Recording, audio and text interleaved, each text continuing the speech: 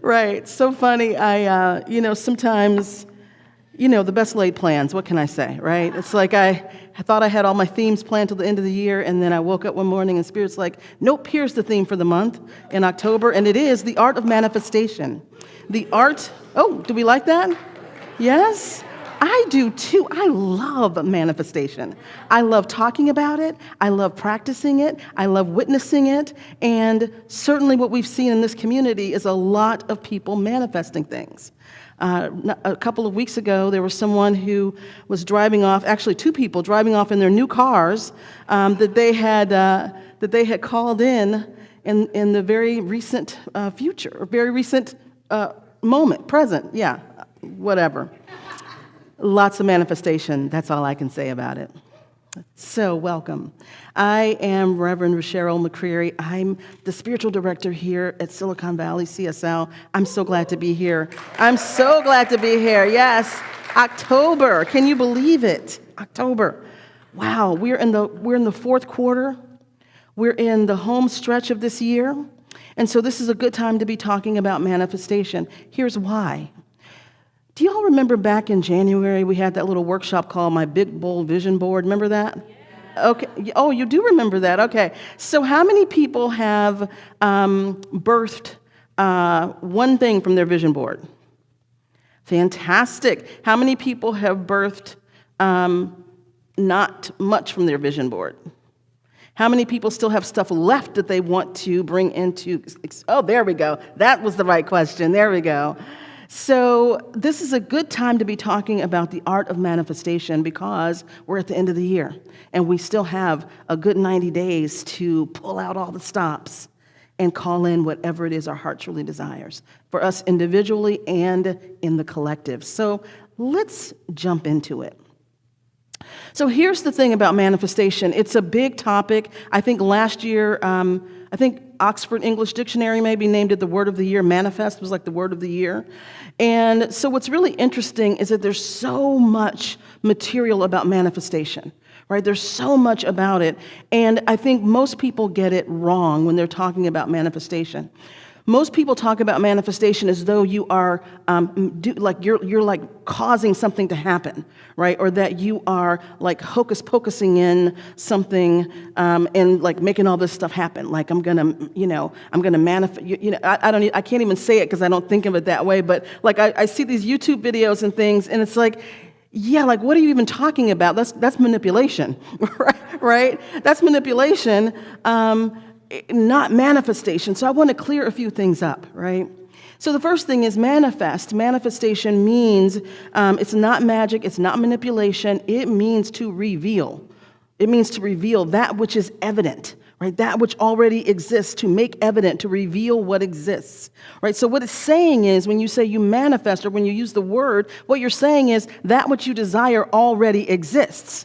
And what you are doing is you are revealing it, right? You are creating the conditions. You are creating the conditions in your mind, in your world, to have that which already exists appear. Yeah, are y'all following me? Yeah. So you're not doing something like you're, hocus pocus, I'm going to make all this stuff happen. That's not what it is. You are revealing what is already there. And neuroscience actually supports this. So many things support this. So let's talk about it. Ernest Holmes, who is the founder of Science of Mind, and we are Centers for Spiritual Living, and we follow Ernest Holmes' teachings, among other things. And he says, we are spiritual beings having a human experience.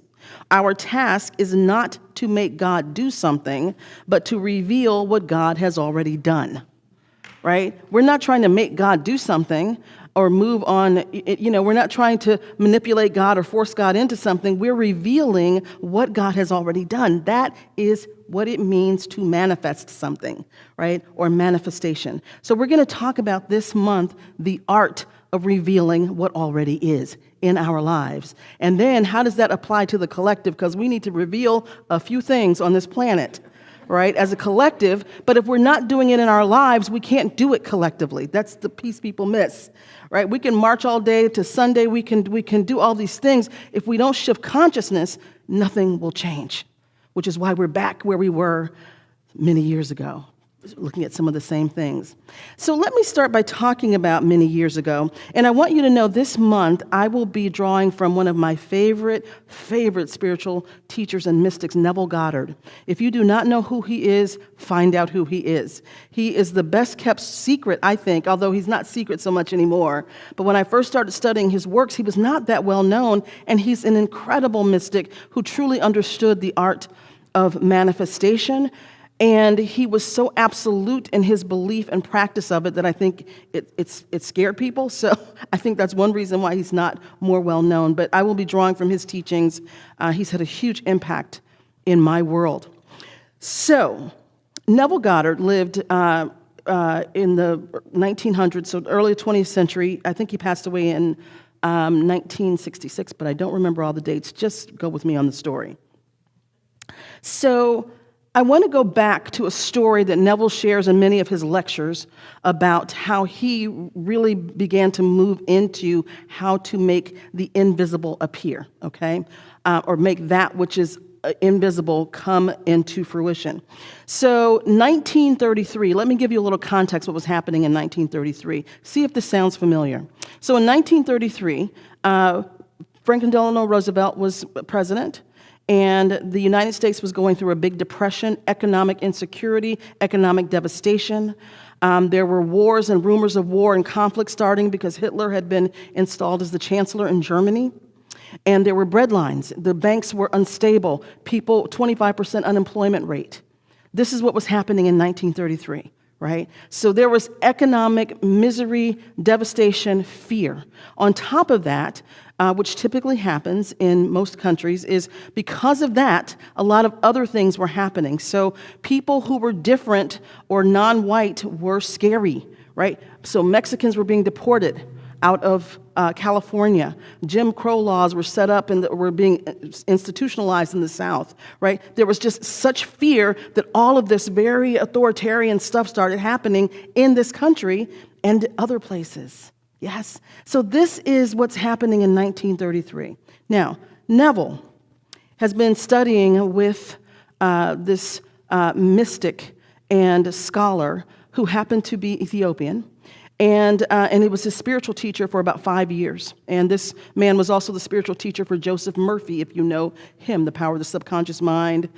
He was also a great New Thought metaphysician person. And so 1933, Neville is an out-of-work dancer. He's living in New York. He was born in Barbados, but he had not seen his family in 12 years. And he had no money, no way to get back to Barbados. He had been working with the spiritual teacher. So he shared with his teacher, whose name was Abdullah, he shared, I really want to go home to Barbados. I haven't seen my family in 12 years, and I want to go home. And so Abdullah said to him, well, you have to live with, what he called it was live with the end in mind, right? Just plant yourself in Barbados. You are in Barbados. Feel the breeze on your skin. Smell the salt air of the ocean. Imagine yourself in your room at your parents' house. Like, put yourself there and just focus on that. And so Neville thought, okay, that's really weird because, you know, how am I going to get a ticket? I don't have a job. I don't have any money. I'm not getting, there's no work, you know. But he said, okay, so he practiced this stuff. And after several weeks, nothing happened. So he went back to his teacher and he said, nothing is happening, right? Nothing is happening. Nothing is happening. I don't have a ticket. I don't have a job. And at that time, he was taking a ship, right? And so, as he was complaining to Abdullah, Abdullah slammed the door in his face and just left him there, which seemed very harsh. And so Neville went back and he's practicing still. Now it's coming around November and he wanted to be home for Christmas. And he went back to Abdullah and was saying, you know, I'm trying to stay in the end. I'm trying to do all this stuff. It's not working. And every time he would go to Abdullah and complain, Abdullah would get up, leave the room, and slam the door, right?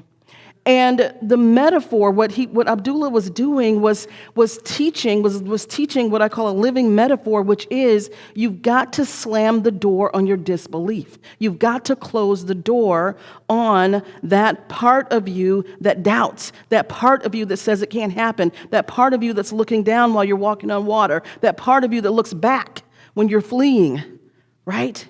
You have got to slam the door on that part of yourself. So let's talk about that. So wait, I'll finish the story though. So here's what happened. You guys know what happened, right? So here's what happened. So Neville just kept practicing living and feeling and being in his home in Barbados. And shortly before Christmas, he receives a ticket to, what do you call it on a ship? Like I guess just for a cabin. It was like a third grade cabin or third whatever. It wasn't first class, third class. And so he receives a ticket. He's excited. It's third class. He tells Abdullah, and Abdullah says, "Who says you're going third class? Like, you're going first class." Right? And so Neville's like, "I'm just glad to have a ticket." Right? And so he keeps doing his practices, doing his practices. And long story short, when he gets on the ship to go to Barbados, the captain comes up to him, or someone comes up and says, "Oh, there's been a cancellation in first class, and we're going to upgrade you." And so he went home on a first class ticket that his family sent him the money for. He hadn't talked to family. They sent him a letter, sent him the money for the ticket. This is stuff that we are aware of now because we've studied this stuff so long and we have all these books. In 1933 and 1940s and 50s, when Neville was lecturing, this was revolutionary thought. Right? The Secret was 50 years out from being created, the movie The Secret. Right? So this was not mainstream thinking at all. This was certainly not mainstream Christianity. But in its roots, it is exactly saying what Jesus said, which pray believing. Right? Pray believing. Right? Living the end, living in your desire as though it's already done. And here's what Abdullah said to Neville multiple times. Stop talking about you're going to Barbados. You are in Barbados. You are in Barbados. The sun is shining on your skin. I mean, he just was like hardcore with every time Neville's like, talking about going to do something. He's like, no, you're there. You're already there. You're already living it. You're already with your family. You're laughing with your mom. You're eating your favorite foods. You're in your bed. You can smell the ocean breeze. You feel the sand between your toes. You are in Barbados. And every time Neville wanted to talk about going to Barbados or how he might get there, Abdullah would leave and shut the door, right? And so today's talk is all about close the door. I should have said shut the door. Close the door, right? Close the door. And this is the thing that in Neville Goddard's teachings, and also what I am saying is I am not saying forgo your worldly responsibilities. I'm not saying don't pay your rent. Don't do the things you're supposed to do, right? That is not what I'm saying. But to close the door, you have to, if there's something you desire, if there's something you want to call in, if there's something you want to experience, you've got to shut the door on that old self, right? Because that old self, or the self you are right now, is the identity that created the experience you're having right now. Yes? Yes. So who you are now, right, and who you were before created what you're experiencing right now. And the things that you're thinking right now will create who you will be in the future. So this is why so many teachers say in order to reveal that which already exists, in order to make the invisible visible, in order to make the unseen seen, you have to live in it now, as though it is real, because you are creating by your word, by your energy, by your emotion, by your thoughts, by your paradigms, by your stories. You're creating your experience, right? So where you are now determines your future. So think about it right now. Where are your predominant thoughts right now? Where are your predominant emotions right now? Where's your predominant belief system right now? What's the predominant story and tape running through your mind right now? Because that is the future you are creating, right? That is the future you are creating. And so what we teach here and what I love to do is work with people to really get to consciousness, right? Being awake. So it's one thing to just blindly go through your life and then wonder why certain things never change or why you keep experiencing the same thing over and over in certain areas. I know I do. Anybody else? Right? Even though I know this stuff, there's some things where I'm like, am I here again? Like, what the heck is going on, right? And it takes being awake and being in the moment right now and looking at and doing an inventory of what do I believe right now, right? What seeds am I planting with my consciousness right now? Because that is going to be what I experience in the future. And it is okay if you decide, oh, you know what? Right now, I am thinking thoughts of lack and limitation, and I'm too old and I'm not good enough, and really that's what's running my whole story right now, and it's comfortable, and that's fine. There's nothing wrong with that, but just be awake and choose it, right? Just be awake and choose it, because there's nothing wrong with saying, you know what, this is good, where I am right now is good.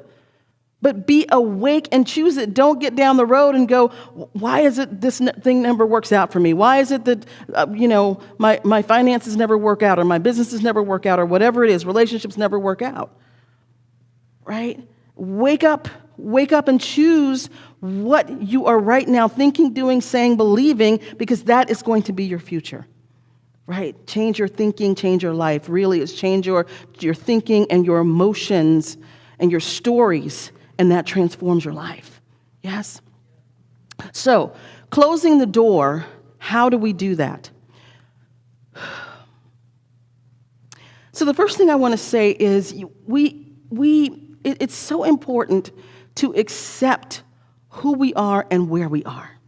Right? And so many times when I work with clients or I'm doing counseling, what I notice is that there's something somebody wants, right? Let's say it's a new job, right? They want a new job, a shining, bright new job.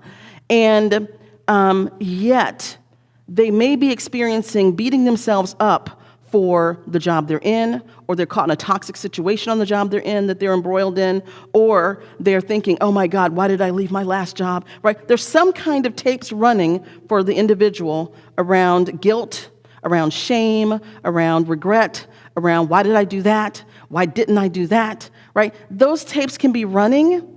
Yes, and it becomes very hard then to live in the end and to manifest anything, because you have all this debris, right? All this emotional debris called guilt, shame, beating myself up, shooting all over myself, right? All of that stuff is running, so it becomes very difficult, very, very difficult to shut the door and leave it shut. So here's the first thing. You got to just right now accept who you are, where you are, and what has brought you to this point. So let's just make this a practice that we do together. So right now, just think of something in your life that you truly desire, that you really want to see flourish and thrive in a different way, in a bigger way, as you move into 2026. When you get that thing, just raise your hand so I know you got it. Okay, so everybody has something. Okay, great. So now I want you to just examine your consciousness and begin to feel and sense in your emotional state, in your mental state, where are you, right? Are you spending time in any kind of regret, any kind of, and it may not even be about this thing you desire, it could be something else. Are you having any guilt? Are you feeling any shame? Are you feeling any kind of, maybe I don't deserve this? Are you feeling fear, gripping, holding on, right? Any of that going on? If any of that's going on, raise your hand. Okay. So the first step is, with that emotion, with those things that are going on, I want you to imagine now, as I am speaking these words, I want you to imagine that those feelings, those emotions begin to dissolve and fall away from you, right? They energetically disconnect, and they just begin to fall to the floor, like a scarf just falling to the floor. Has no power, has no life, has no skeleton or bones, has no structure or foundation. It just falls away, right? And if you have multiple things, like if there's some guilt and some shame and a little bit of regret and whatever, just imagine all of those things beginning to just fall away, right? Just let them go, let it go, let it go, let it go, right? And so here you are now, and just imagine giving yourself a big hug, right? A big hug where you just love yourself and appreciate yourself for getting you to this point right here. Just loving yourself, accepting yourself, respecting yourself, honoring yourself for getting you right here. All the stuff you've been through, you're right here, right? And just breathe into that. Take a deep breath as you just let all the oxytocin and everything just manifest throughout the body, reveal itself throughout the body. Yes, just loving yourself and accepting yourself right now. Okay. And when you feel like you've done that, just raise your hand so I can see that. Beautiful. I don't know how this turned into a workshop, but here we go. And so now I want you to think about, beloveds, the thing that you desire. right? So imagine now the field is a little bit clearer, and you're now really holding in your mind's eye, in your heart, in your energetic field, in your body, in your brain, in your bones, the thing you really desire, the thing that you really want to thrive and flourish into. Feel that. Just feel into that.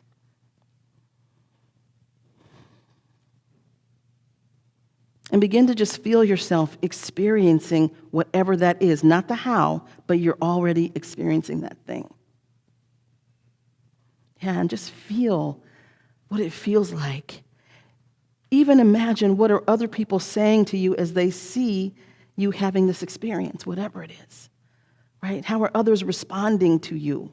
How is the world responding to you? How does it feel when you wake up in the morning and you have and are experiencing this incredible heart's desire that's made real? And when you feel that in your bones, just let me know. Raise your hand. Okay. And so what I want you to do now is to imagine that you are immersed in this new heart's desire. And I want you to imagine that you turn around and you shut the door hard on the past, on who you were, on all that other stuff. You just shut the door hard. And when you shut the door, I want everybody to clap. So on 1, 2, 3, we'll shut the door on the past. 1, 2, 3. Right? Close the door, right? And now you live your life in this new space. This is how you begin to practice this stuff.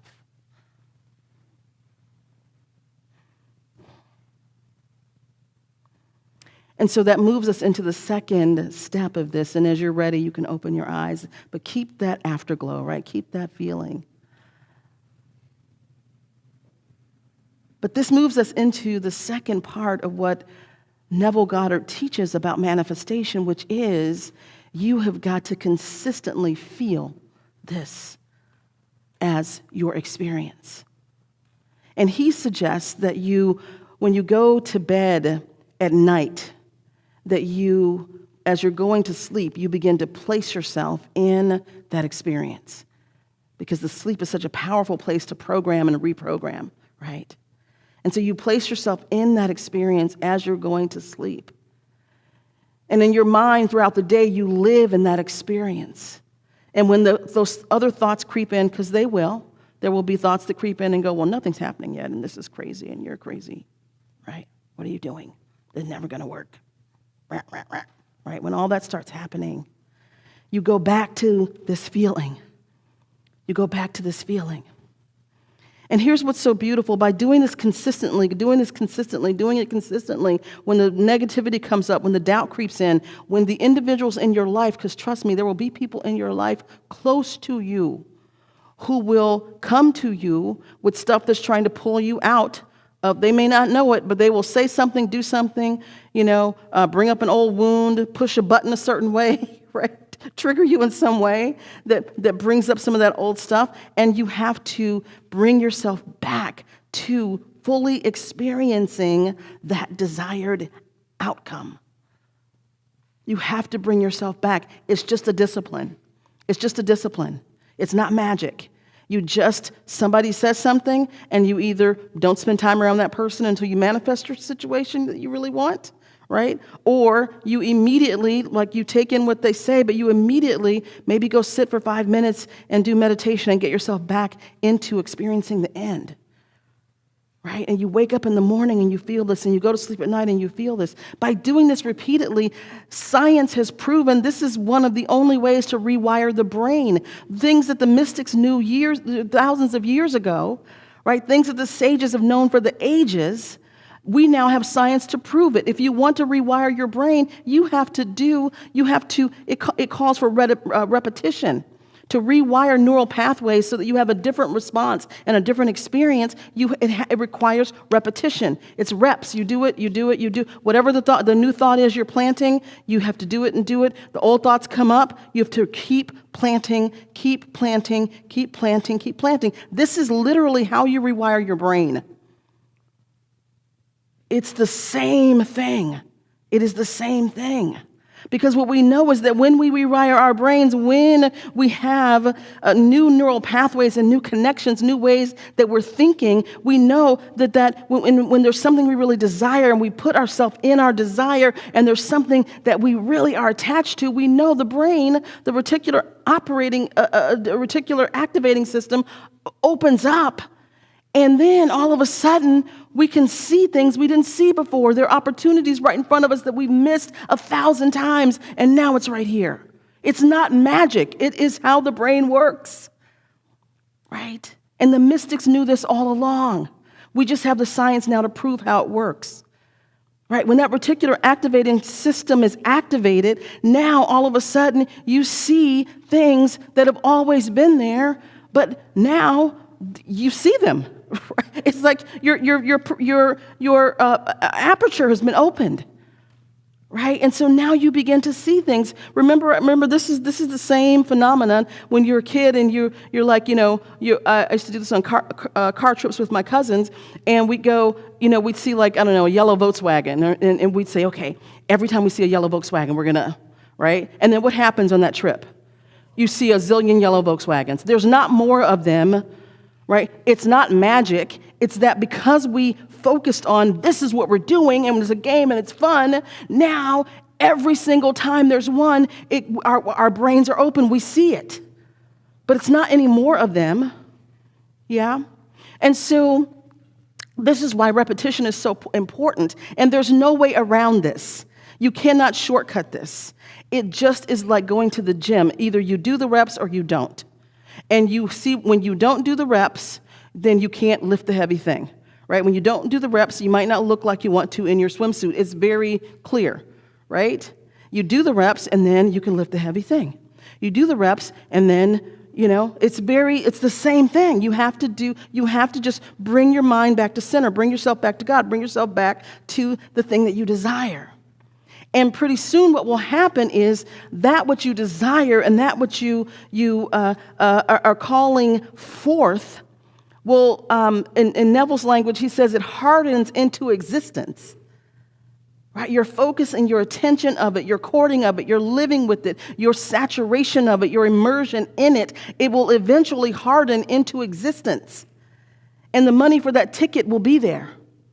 Right? The new car will be there. The relationship will show up. The new whatever it is will be there.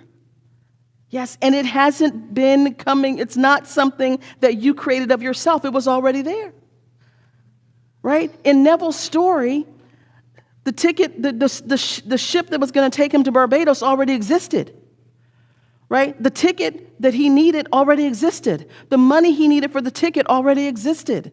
The first class room suite already existed. He didn't create any of that. What he did was he let go of everything else, and he so anchored himself in being in Barbados, not how he got there, but just being there already. The universe came in and filled in the details. Right? The universe stepped in and filled up every detail because all the things already exist. So the thing you desire, and what I'd love to hear right now, just yell out, what is it that you most desire to bring in? And you can yell multiple things that you most desire to bring in this year coming up, in the next 30, 60, 90 days in the year coming up. What do you want to bring in? Say it. Okay, travel to Europe. I'm sorry? Patience. Checks in the mail. Love. A new home. More teaching. Gardening. Retirement, okay. I heard relationships, retirement, money, travel, right? All these things. These things already exist, right? Your ability to retire already exists. Your new home already exists. You're not going to make it from your consciousness. You're not going to pick up a hammer and put it, well, I mean, you may, but you don't have to do that, right? It already exists. And so what we're doing is beginning by living in the end, by closing the door on the naysaying, well, how am I going to do this? Because usually what happens is that door is open because of the how. Like, oh, how am I going to get the new home? Right? I need to do this. I need to do that. All these things start coming up that have nothing to do with you manifesting, because the universe will take care of the details. And yes, there'll be steps you have to take. There'll be things you have to do. Right? Are y'all following what I'm saying this morning? Yeah. Okay. All right. Good. Because I feel like I'm super excited and all over the place, but everyone's following? Yes? Okay. All right. So let me begin to wrap this up, because I could do this all day long. I could do this all day long. The point I'm making, y'all, is this, that I want you to get. Manifest means to reveal. Reveal means that it's already there. You're making something evident that's already there. In order to get what's already there in your hand, in your life, in your world, you've got to close the door on that past. You've got to forgive yourself and accept yourself that created what is happening now. Close the door on the past. Close the door on doubt and fear, and really plant yourself in the experience of already having, not getting to, not going, not trying, but in it. Right? And those of you who've worked with me know that I have walked you through this in many classes of what's the experience that you're already in it, to the degree that you can even feel how people are responding to you, right? You're not working on how to get there. You're already in Barbados, yeah? So that is what we are working on. And here's the thing I want to say, that I talked a little too long, but I do want to tie this back.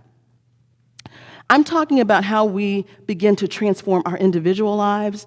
This works in the collective. This works in the collective. Think about it. Right now, what we're experiencing in our world, in our country, is the collective consciousness that has existed up to this point. Right? That's why this is not surprising where we are, because we already have a lot of history that we've done this before on some version. I just talked about 1933 as one example. Right, where we've been in the exact sort of same place. Yes? Yeah. And so it's the collective consciousness that we're experiencing right now. And what I believe is that the only way we will actually transform our world and transform our country is by transforming our individual consciousness so that we become a vibrational match for the kind of world we want to live in. Right? That's why I always say, if you can't want a world that works for everyone if your world is not working, right? You're not a vibrational match for that which you say you want to create. You got to figure out how to make your world work. Now, that doesn't mean that we abandon the rest of the world and we abandon our duties, right? Some of us will be called to serve and to give and to support our communities and to do things to help other people. I'm not saying don't do that. What I'm saying, though, is it's the consciousness from where you're doing all of this stuff. Right? And the way we change the collective is we have got to be a vibrational match for peace. And if we are not peaceful in our hearts, peaceful with ourselves, peaceful with each other, then we cannot collectively create it. Not in a sustainable way. We've seen it over and over and over again. Right? The call now is for those of us who are spiritual, who understand how these laws work, because I guarantee you there's some other people that understand how these laws work, right? It's time now to put this stuff to practice. It's time now to close the door on the old consciousness, close the door on playing small, close the door on all the BS, and get about what is it that you want to experience in your life. Land in that, experience that, start to bring that in for yourself. What kind of world do we want to live in? Right? Land in that, feel that, experience that, and then allow Spirit to move you however it moves you. Does this make sense what I'm saying? Yes, ma'am. Yes? So this is not an abdication of responsibility. It is actually being the most responsible, right? Which is why many people don't like New Thought, because it is so much about personal responsibility. There's nobody else to blame. It's for grown-ups, right? This is a teaching for grown-ups, yeah? Okay, beloveds, I have talked enough. Let's turn within. I love this topic, as you can tell. I come alive. It's going to be a wild month. Last thing I want to say before we go into prayer, y'all, is this. If you want to manifest some things in your life, we have stuff coming up. If you want to manifest better health, we have Thrive at Any Age. It's a $27 masterclass that's coming up in just a few weeks. right? You want to manifest a better life altogether. There's Beyond Limits coming up. I'll be teaching it. I'll be coaching in it. It's coming up in just a few weeks. We have a new program that y'all don't know about yet, but I'm just going to tell you, if you want to manifest a new job, we have Manifest Your Next Job, which will be coming up at the end of the month. So if you know someone who's a job seeker and is spiritually open, they need to be in there. I've coached so many people into new jobs. It's insane. So I want to share that with people. But I'm telling you, this is the place to be to transform your life, okay? Turn within.